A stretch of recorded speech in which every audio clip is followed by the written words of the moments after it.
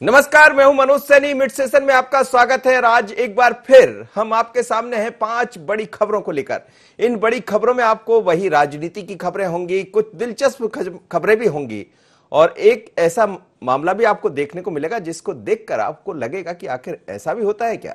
तो चलिए शुरुआत करते हैं आज की 5 बड़ी खबरों की। कौन सी 5 बड़ी खबरें? ये टीवी स्क्रीन पर। एक मुलाकात जरूरी, दावे में कितना दम, नाली को लेकर ठाए ठाए, चमत्कार या अंधविश्वास, लॉकडाउन में जन्मे ब्रह्मा विष्णु महेश। और चलिए शुरुआत करते हैं मध्य प्रदेश की बड़ी खबर। आज की यही है कि मध्य प्रदेश मंत्रिमंडल विस्तार को लेकर बीजेपी कार्यालय में बैठकों का दौर जारी है। पार्टी कार्यालय में विधायक और पूर्व विधायकों के पहुंचने का सिलसिला दिन भर जारी रहा। इसी क्रम में आज कृषि मंत्री कमल पटेल बीजेपी कार्यालय पहुंचे। यहां बीजेपी प्रदेश अध्यक्ष बीडी शर्मा से मुलाकात की। इसके अलावा पूर्व मंत्री देवी सिंह सैयाम ने भी बीडी शर्मा से मुलाकात की। इसके बाद विधायक कृष्णा गौर, विधायक शैलेंद्र जैन भी बीजेपी कार्यालय पहुंचकर बीजेपी प्रदेश अध्यक्ष बीडी शर्मा से मुलाकात किए। इधर सिंधिया समर्थक पूर्व विधायकों ने मुख्यमंत्री शिवराज सिंह चौहान से मुलाकात की है, जिसमें इमरती देवी और प्रद्युम्न सिंह तोमर शामिल है। दोनों नेता आज मिलने पहुंचे थे। तो अब इस मुलाकात को क्या माना जाए? इसको क्या चुनाव से जोड़कर देखा जाए, उपचुनाव से जोड़कर? आप ये तस्वीरें देखिएगा, कमल पटेल सामने नजर आ रहे हैं। वर्तमान में कृषि मंत्री है और पहला जब विभागों का बंटवारा हुआ तो 5 जो मंत्री बने उसमें ये शैलेंद्र जैन भी दिखाई दे रहे हैं। और इसी तरह की तस्वीरें आज सीएम मंत्रालय में देखने को मिला। क्या कहना था, जरा सुन लेते हैं। सामान्य रूप में सजन ने मुलाकात, क्योंकि अभी काफ़ी दिन से हम आए भी नहीं थे कोरोना के कारण, इसलिए मुलाकात ही करने आए थे। और मंत्रिमंडल का जो कार्य है वो अपने शीर्ष हमारे नेताओं पर है। वो कैसे उन्हें गठन करना है हमारे इस प्रदेश को चलाने के लिए, वो हमारे शीर्ष नेतृत्व पर है। स्वाभाविक है, सब आशा रखेंगे। अगर हम लोग इस क्षेत्र में काम करते हैं तो अपने क्षेत्र की चिंता तो करते हैं और स्वाभाविक है आशा रखते हैं। अगर सरकार चाहेगी तो हम है उस क्षेत्र से, नहीं है तो हम जो हमारे पास दायित्व है उतना में ही संतुष्ट है।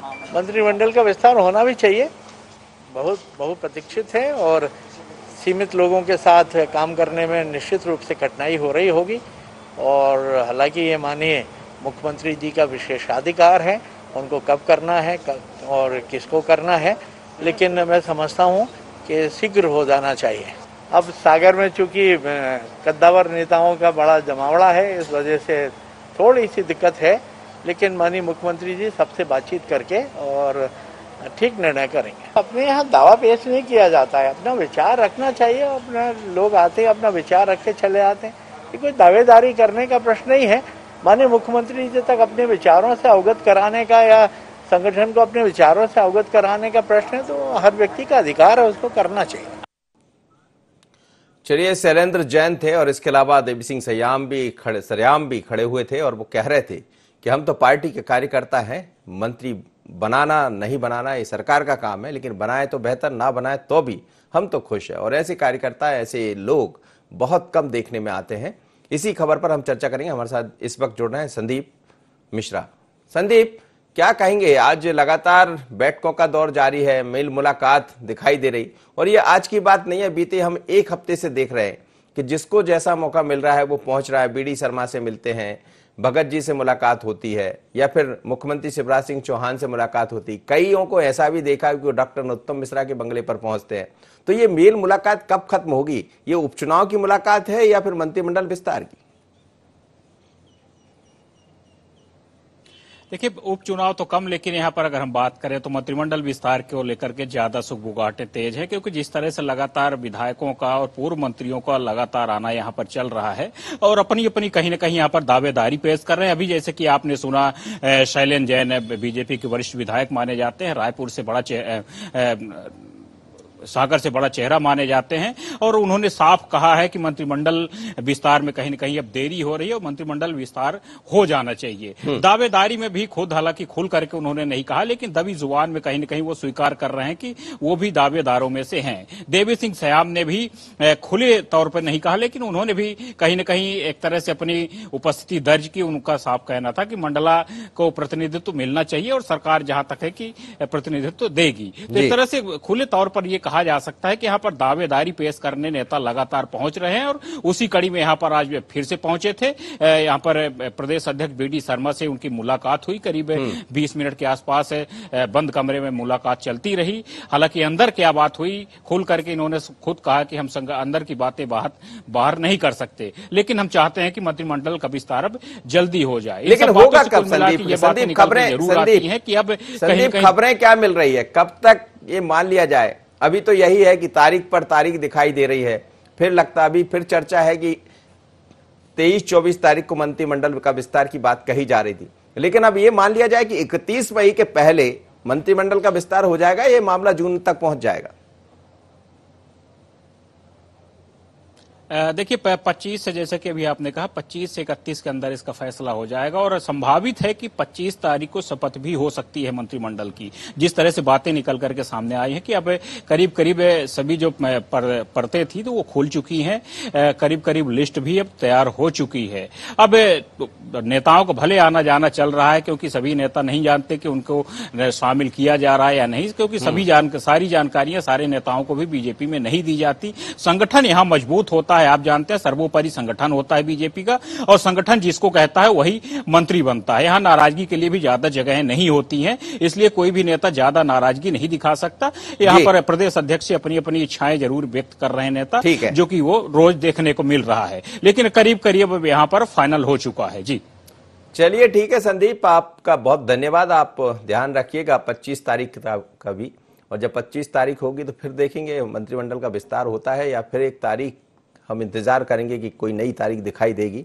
और यही होता है राजनीति में, जब दूसरे दल से लोग आते हैं तो दिक्कतें और ज्यादा हो जाती है। आगे बढ़ते हैं और दूसरी खबर, सिंधिया मध्य प्रदेश में होने वाले उपचुनाव में सिंधिया समर्थकों के द्वारा कांग्रेस का गणित बिगाड़ने पर पूर्व मंत्री पीसी शर्मा ने बयान दिया है। उन्होंने कहा कि जिन लोगों को जाना है वह जा चुके हैं। जो 22 लोग कांग्रेस से विधायक और मंत्री बने थे, उनको कांग्रेस से टिकट मिलने पर जनता ने जिताया था। झाबुआ के उपचुनाव में भी 28,000 वोट से कांग्रेस की जीत हुई थी। किसानों का ऋण माफ किया गया, बिजली का बिल हाफ किया गया।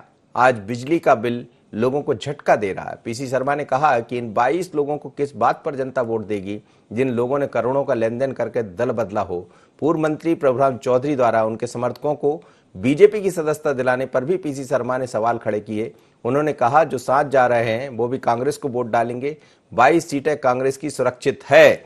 तो ये दावा अकेले पीसी शर्मा नहीं कर रहे हैं, सभी कर रहे हैं, लेकिन अंदर ही अंदर धड़कनें बड़ी होंगी, क्योंकि 22 सीट पर चुनाव होना है और इन 22 सीटों में कांग्रेस के लोग हैं। क्या कहा पीसी शर्मा ने, जरा सुनते हैं।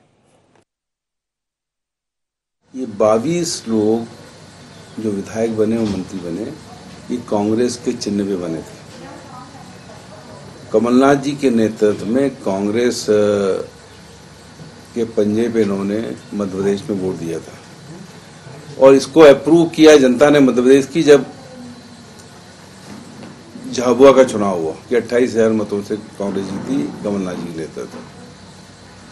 जो उन्होंने ऋण माफी की, 25 लाख किसानों के ऋण माफ हो गए हैं, 50,000 से लेके 1 लाख तक के। उसकी वजह है कि आज बम्पर क्रॉप आई और क्रॉप आने की वजह से परचेजिंग हो रही है गेहूं। इसके साथ ही बिजली का जो उन्होंने किया था कि 100 यूनिट 100 रुपये, इसका व्यापक असर पड़ा और आज लोगों के बिल हजारों में आ रहे हैं। अब मैं ये पूछना चाहता हूँ किस बात पे वोट देंगे इन 22 लोगों को? कि आप कांग्रेस जीत के आए, चले गए, बड़ा अच्छा किया। आपने सरकार बीच में करा दी, कोरोना फैल गया, 250 लोग मर गए, मजदूर एक्सीडेंट में खत्म हो गए, उनको पैसे नहीं मिले, भूखे मर गए लोग। क्या इस बात पे वोट देंगे? इसलिए ये 22 सीटें पूरी तरह से कांग्रेस की सुरक्षित हैं। चाहे कोई पूछ रहा था कि प्रोग्राम चौधरी इतने लोगों के साथ ज्वाइन हो रहे हैं, ये कितने ज्वाइन हो, जो साथ में जाएंगे ना, ये भी वोट कांग्रेस को दिलाएंगे। जहाँ करोड़ों का हेरफेर होकर लोगों ने दल बदला है तो जनता पूछेगी वो कहाँ है वो माल। तो निश्चित मान के चलिए कि ये जो दल बदल हुआ है, जो कांग्रेस का कांग्रेस द्रोह हुआ है, इन सब का बदला लेने के लिए जनता तैयार है और ये 22 की 22 सीट तो हम जीतेंगे और जो बची हुई वो भी जीतेंगे। चलिए, उत्साह है कांग्रेस के अंदर भी। और ये वही पीसी शर्मा जी हैं, जनसंपर्क मंत्री थे, वर्तमान में मंत्री नहीं हैं, लेकिन लगातार चर्चाओं में बने रहते हैं और जनता के बीच में भी सबसे ज्यादा यदि कोई पहुंचने वाला नेता है तो वो पीसी शर्मा जी हैं। और आज ये कह रहे हैं कि हम 22 सीटों पर नहीं बल्कि 24 सीटों पर चुनाव जीतेंगे। थोड़ा ज्यादा है, देखेंगे। सोएब इस वक्त मेरे साथ जुड़ रहे हैं। सोएब, क्या कहेंगे? आज फिर ऐसा कहा जा रहा है कि कांग्रेस के जो लीडर्स भारतीय जनता पार्टी का दामन थाम लिए, उनके साथ जो कार्यकर्ता थे उन पर नजर अब कांग्रेस की है। कहीं ऐसा ना हो कि वो कार्यकर्ता सिंधिया के साथ चले जाए तो दिक्कतें खड़ी हो जाए। फिर भी कांग्रेस को विश्वास है कि 22 सीटें हम जीतेंगे। बिल्कुल, देखिए आने वाले समय में मध्य प्रदेश में जिस तरह से 24 सीटों पर उपचुनाव होना है, लेकिन अपने बयानों से बीजेपी के नेताओं या कांग्रेस के नेताओं दोनों ही एक दूसरे पर हमले करते हुए नजर आ रहे हैं। जिस तरह से कहा जा रहा है कि सिंधिया के जो समर्थक हैं वो कांग्रेस का गणित उपचुनाव में बिगाड़ सकते हैं। इसको लेकर पूर्व मंत्री पीसी शर्मा की बात की जाए तो उनका कहना है कि 24 में से जो 22 सीटें हैं वो कांग्रेस की सुरक्षित है, क्योंकि जिस तरह से करोड़ का लेन देन इन विधायकों ने किया था और दल बदला था। इसके अलावा जब कांग्रेस की सरकार थी उस समय जिस तरह से बिजली के बिल जो थे वो काफी कम आ रहे थे। इसके अलावा किसानों का जो ऋण था वो माफ किया गया था। झाबुआ का चुनाव था वो भी कहने का 28,000 वोट से कांग्रेस के जीती थी। इसके अलावा अगर बात किया तो मध्य प्रदेश में जब से बीजेपी की सरकार बनी है तब क्या खास सरकार ने किया है, क्योंकि जिस तरह से कोरोना की स्थिति की बात की जाए तो लगातार जो मजदूर हैं वो परेशान नजर आ रहे हैं। सरकार गिराने के को लेकर जिस तरह से कोरोना पूरे देश में फैला दिया, इस तरह का आरोप पूर्व जो मंत्री पीसी शर्मा यहाँ पर बीजेपी लगाते हुए नजर आ रहे हैं। लेकिन काफी कॉन्फिडेंस में दिख रहा है उनका ये कहना है कि जो 22 सीटें हैं वो कांग्रेस के खाते में जाएंगी। चलिए साहब, बहुत बहुत धन्यवाद, आप मेरे साथ जुड़े। और किसी को भी नेता को ये कहना ही चाहिए कि 22 सीटें हैं पूरी हम जीतेंगे। अभी आप भारतीय जनता पार्टी किसी नेता के पास चले जाइए, वो भी यही कहेगा कि 22 सीटें हम जीत जाएंगे। सीटें 24 है, 24 पर ही दावा किया जा रहा है, लेकिन इस 24 सीटों के बीच में दावा क्या होगा ये तो जनता ही जानती है और वो बताएगी जब चुनाव होंगे। अभी तो यही तय नहीं है कि चुनाव कब होंगे। अगली खबर हम बढ़ते हैं। चंबल की जब बात आती है, ग्वालियर चंबल की, तो आपको कोई बड़ी बात नहीं है। पहले से लेकर आज तक लगातार वहां गोलियों की आवाजें गूंजती रही है। चंबल अंचल में मामूली विवाद को लेकर बड़ा एक झगड़ा देखने को मिला है और ये विवाद जो हुआ है इसमें फायरिंग हुई है। जो मामला सामने आया है वो मुरैना में के एक गांव है, माता बसैया थाना क्षेत्र के बिचौली गांव की मामला है, जिसमें नाली को लेकर विवाद हो गया और दो गुटों में आमने सामना हो गया।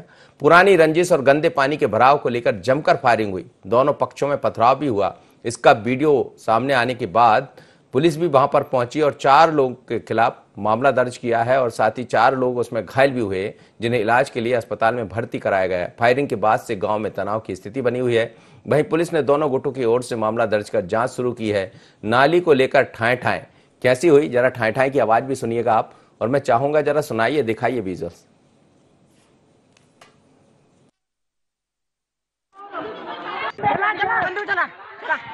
चला कहीं मजदूर है दूर पे आ तो तेरा बंद का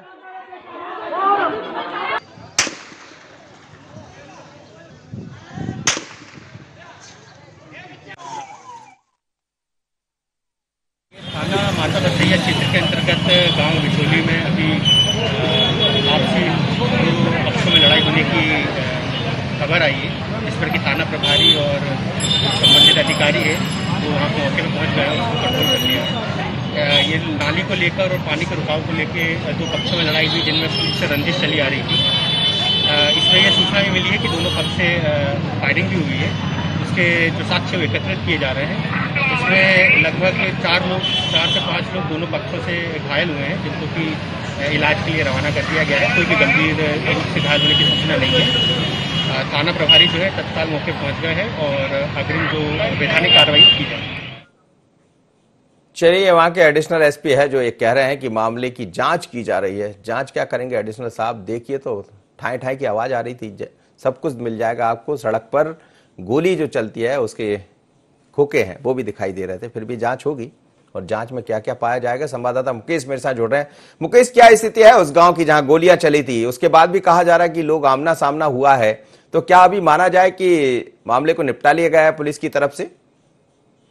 मनोज जी, मुरैना जिले के माता बसिया थाना क्षेत्र के अंतर्गत गांव बिचौली गांव है, जहां अपराधियों के हौसले इतने बुलंद हो गए कि अपराधी दिन दहाड़े फायरिंग कर रहे हैं। पुलिस मौके पर पहुंची है, तब भी फायरिंग होती रही है। पुलिस ने फिर अपराधियों को खदेड़ा है और पुलिस ने दोनों पक्षों की ओर से मामला दर्ज कर आरोपियों की तलाश शुरू कर दी है। जी, तो अभी कोई गिरफ्तार हुआ है इसमें? और क्या गोलियां जो चली है, आपने देखा मौका मुआयना जिसे कहा जाता है घटना स्थल पर, आवाजें बहुत आ रही है, तो क्या इसमें कोई गंभीर रूप से घायल भी हुआ है? 4 लोग गंभीर रूप से घायल हुए हैं, उनका इलाज अस्पताल में जारी है और पुलिस ने पार्टियां बना दी हैं। अपराधियों को पकड़ने के लिए पुलिस बल काफी संख्या में गांव में तैनात है और गांव में जो दहशत का माहौल है उस पर भी पुलिस नियंत्रण कर रही है। चलिए मुकेश, आप निगाह बनाए रखिएगा। और ग्वालियर चंबल में कहा जाता है कि यहाँ थाटी देने की प्रक्रिया भी खूब है, यानी थाटी यानी धमकी, और ये धमकी के साथ लोग घायल कम होते हैं पर गोलियां खूब चलती, जो आप सुन रहे थे, ठाई ठाई की आवाज दिखाई दे रही थी। कोरोना संक्रमण के चलते पूरे देश में लॉकडाउन है, भले ही मंदिरों के कपाट बंद है, लेकिन लोगों को भगवान पर पूरा भरोसा है। लोग प्रार्थना कर रहे हैं कि इस संक्रमण से मुक्ति मिल जाए। ऐसे में कोई चमत्कार हो तो वह अपने आप में कि ईश्वर की मौजूदगी को ही दर्शाएगा। ऐसी ही एक तस्वीर हम आपको दिखा रहे हैं देपालपुर के 5वें धाम मंदिर में। यहाँ जब सवेरे 5 बजे मंदिर के कपाट खोले गए तो गरुड़ देवता भगवान विष्णु के चरणों में विराजमान थे।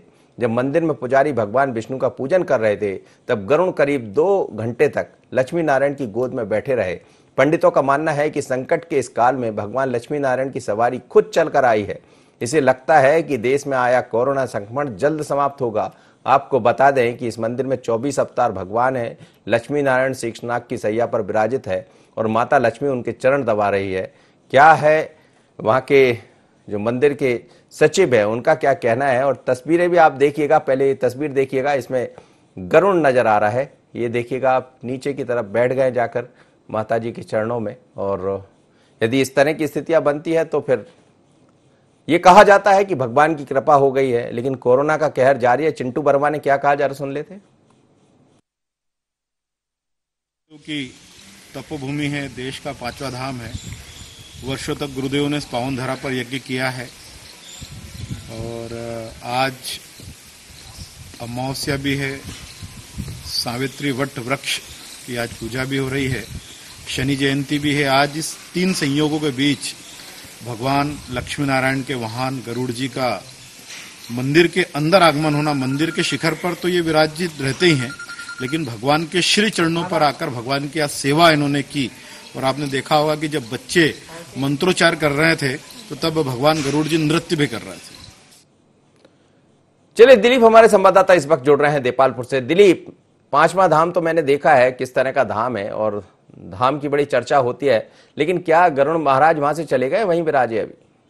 नहीं सर, अभी तो फिलहाल वो करीब 4 या 5 घंटे के समथिंग वहाँ श्री चरणों में बैठे थे भगवान के। लेकिन कहा जाता है कि देपालपुर एक 5वां धाम है। 4 धाम तो अपन ने सुने ही सर, लेकिन 5वें धाम के रूप में अगर कहा जाए तो देपालपुर श्री 24 अवतार मंदिर को यह उपाधि दी गई है। और तो और जहाँ गुरु जय गणेश दास जी ने अनेकों चमत्कार भी किया है इस धरा पे, क्योंकि मंदिर बनाने के समय उनका एक प्रकट संकल्प था कि देपालपुर में भगवान श्री 24 अवतार का मंदिर बने।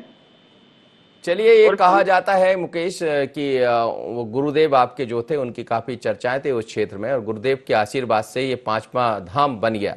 धाम 4 ही होते हैं लेकिन 5वां धाम तैयार हो गया और इस धाम में बहुत सारे लोग पहुंचते हैं, अच्छे खासे लोग पहुंचते हैं। बहुत बड़ा मंदिर है, ये विशाल मंदिर है जहाँ तमाम सारे भगवान के दर्शन एक साथ हो जाते हैं। बहुत बहुत धन्यवाद आपका। और साथ ही अगली खबर की तरफ हम बढ़ते हैं। ये खबर बड़ी दिलचस्प है। अभी हम धाम की बात कर रहे थे, ईश्वर की बात कर रहे थे, लेकिन कहते हैं ना कि नर ही नारायण है और कैसा है आप इस खबर की तरफ देखिएगा। शाजापुर जिले में सुजालपुर के निजी अस्पताल में महिला ने एक साथ 3 बच्चों को जन्म दिया है। माता पिता ने बच्चों का नाम ब्रह्मा, विष्णु और महेश रखा है। महिला गुलाना के तिनगंजपुर गांव की रहने वाली है, जिसे ब्लड उपलब्ध न होने के चलते सिविल अस्पताल से निजी अस्पताल के लिए रेफर किया गया। बता दें कि अस्पताल की ब्लड स्टोरेज यूनिट पिछले 4 साल से बंद है, जिसे अब तक ठीक नहीं किया जा सका। लॉकडाउन में जन्मे ब्रह्मा, विष्णु, महेश की चर्चाएं इन दिनों खूब हो रही है। महिला ने एक साथ 3 बच्चों को जन्म दिया। आप ये तस्वीर देख रहे होंगे। जच्चा बच्चा सभी स्वस्थ है और हम भी चाहेंगे वो हमेशा के लिए बढ़िया स्वस्थ रहे, मस्त रहे। और जहां ब्रह्मा, विष्णु, महेश दिखाई देने लगेंगे फिर क्या कहना है। और दीपक हमारे साथ जुड़ रहा है इस वक्त, हमारे संवाददाता दीपक से समझ लेते हैं। दीपक, ये बड़ी दिलचस्प तस्वीर दिखाई दे रही है कि लॉकडाउन में लोग घरों में हैं और एक घर में 3 बच्चों ने जन्म ले लिया। निश्चित मनोज, मैं आपको बताना चाहूंगा और IND24 भी अपने दर्शकों की इस ओर आगाह करने चाहेगा। जिस तरह लॉकडाउन के दौरान पूरा विश्व कहीं न कहीं प्रार्थना और विज्ञान के ऊपर डिपेंड है, वहीं सुजालपुर में भी विज्ञान का एक चमत्कार देखने को मिला है, जहां पर तिंगजपुर निवासी संगीता बाई ने देर रात जो है जुड़वा बच्चों को सकुशल जन्म दिया है, जिनका नाम हॉस्पिटल के द्वारा, परिवार के साथ साथ हॉस्पिटल के द्वारा ब्रह्मा, विष्णु, महेश रखा गया है। जैसे ही इन बच्चों का जन्म हुआ था, बताया जाता कि वो भी समय भगवान श्री कृष्ण के समय का समय था, जिस टाइम भगवान श्री कृष्ण 12 बजे रात्रि को पैदा हुए थे। इसी तरह से तीनों बच्चे जो ब्रह्मा, विष्णु, महेश, ये भी देर रात 12 बजे पूरा हॉस्पिटल में इस बात को लेकर काफी खुशियां और मिठाई भी वितरित की गई थी। मनोज, चलिए, तो ये ब्रह्मा, विष्णु, महेश है जो 3 जिनका नाम रख दिया गया है। दरअसल ब्रह्मा, विष्णु, महेश तो भगवान ही है, उनका नाम है, लेकिन उनके नाम पर 3 बच्चों जिन्होंने जन्म लिया है, तीनों का नाम रख दिया और काफी चर्चा कौतूहल का विषय बना हुआ मां की, क्योंकि एक मां ने 3 बच्चों को जन्म दिए, तीनों स्वस्थ है और ईश्वर से यही कामना वो स्वस्थ रहे। लेकिन एक और छोटी सी खबर है, उसको भी देख ही लीजिए। ये खबर 5वीं खबर से अलग हटकर खबर है। लॉकडाउन के चलते श्रमिकों को उनके घर तक पहुंचाने के लिए रेलवे ने स्पेशल ट्रेन चलाई है। ऐसे ही एक श्रमिक एक्सप्रेस में सवार गर्भवती महिला को जब प्रसव पीड़ा हुई तो ट्रेन को यहां बुरहानपुर में रोककर महिला को अस्पताल पहुंचाया, जहां महिला ने बच्चे को जन्म दिया। जच्चा बच्चा यहां भी स्वस्थ है। माता पिता ने बच्चे का नाम लॉकडाउन रख दिया है और अब लॉकडाउन रखने के कारण ये नाम खूब चर्चा में बना। वहीं अस्पताल से छुट्टी होने पर परिवार दोबारा रेलवे स्टेशन लौटा तो उन्हें उनके रूट की ट्रेन नहीं मिली। ऐसे में रेलवे के अधिकारी बच्चे की खातिरदारी में जुटे हैं। रेलवे ने यात्री प्रतीक्षा में इंतजाम किया है। अब परिवार की केंद्र सरकार, मध्य प्रदेश सरकार, यूपी सरकार से घर पहुंचाने की गुहार लगाई है। महिला को प्रसव पीड़ा होने पर रुकी श्रमिक स्पेशल ट्रेन, जिसमें उसको रवाना किया गया है। और कैसे हुआ जरा सुन लेते हैं। लेकिन बच्चे का नाम लॉकडाउन है। बम्बई से यूपी जा रही थी सर। अच्छा। तो ऐसे जो है रास्ते में थोड़ा परेशानी हुई तो हम लोग उतर गए। हाँ, बुरहानपुर में उतर गए। फिर इसके बाद जो है अपना वो एम्बुलेंस बुलाया गया, वो हॉस्पिटल में गई तो लड़का हुआ हमको। पहला बच्चा है सर। लॉकडाउन में आया है तो लॉकडाउन बोलूंगी। लॉकडाउन यादव में नाम रखना चाहती हूँ। हाँ, अभी पूरा ख्याल रखते, कितने अच्छे लोग हैं, लेकिन इसी में अच्छा ही हमको प्यार से हमको अपने घर भेज दे और अच्छा है। हमारे बुरहानपुर के स्टेशन मास्टर को सूचना मिली कि एक ट्रेन जो बॉम्बे से प्रयागराज जा रही है, उसमें एक महिला यात्री को डिलीवरी प्रेगनेंसी होने से दर्द हो रहा है, तो उसको उतरवाना है। तो जैसे ही मुझे GRP को सूचना मिली तो मैं खुद आया और अपने स्टाफ के साथ, GRP के स्टाफ के साथ उसको उतरवाया। और रेलवे कर्मचारियों के सहयोग से मोबाइल ले जब हमने मेडिकल वैन बुलाई और उससे उसको डिलीवरी कराने के लिए अस्पताल भिजवाया गया था। उसके बाद आज उसको 6 बजे करीबन पुत्र रत्न की प्राप्ति हुई उस यात्री को। और अभी अब उनके जाने की व्यवस्था के बारे में हम सारे व्यवस्थाएं कर रहे हैं, उनको व्यवस्थित उनके घर पहुंचाने के लिए। RPF साहब ने मेरे पास आकर बताया, तो मैंने इसके लिए, क्योंकि अनाधिकृत व्यक्ति को प्लेटफॉर्म पर अलाउ नहीं है कोरोना कारण।